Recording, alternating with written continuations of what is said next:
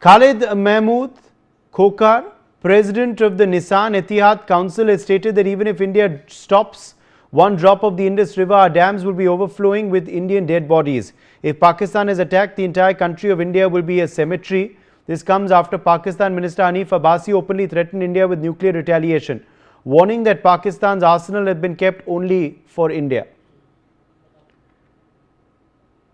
Major General P.K. Sehgal continues to be with us live. Major General Sehgal, another brazen provocative statement by Pakistan. This time it's President of the Nissan Etihad Council who has warned India that the rivers will overflow with dead bodies if the Indus water is stopped.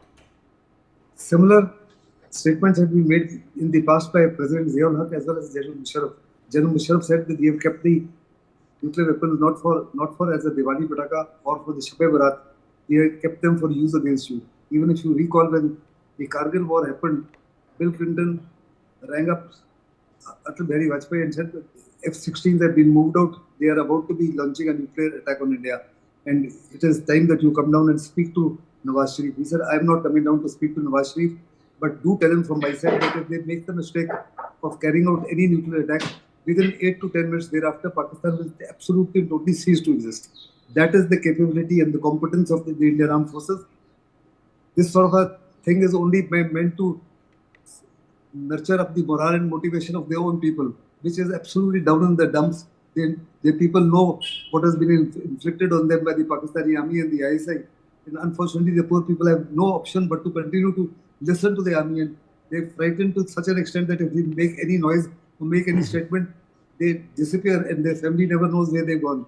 Today, Pakistan, Pakhtunkhwa is against them, Balochistan is against them, people of POK are against them, Sindh are against them. And I'm very, very certain something major maybe will happen this time. Last time, if you remember, surgical strike was carried out in POK and Balakot strike was carried out in Pakhtunkhwa. This time, the major strikes will take place against the Pakistani heartland and the Pakistani assets that are of essence to us. We've got to make sure that terrorism is brought to an end for all times to come. And when you say that terrorism is to be brought to an end for all times to come, you got to carry out attacks against the Pakistani army assets and the ISI.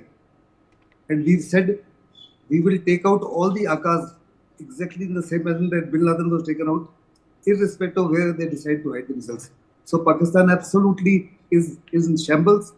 The best thing is that we kept them completely off balance. They had no idea whether it will be a naval. Navy will carry out some naval blockade or carry out some naval attack or naval maneuvers, or is it going to be the Air Force, or is it going to be the Army, or is it going to be some special forces, or is it going to be a combination of all these? And where the attack will come, when it will come, how it will come, in what capacity it will come, what strength it will come.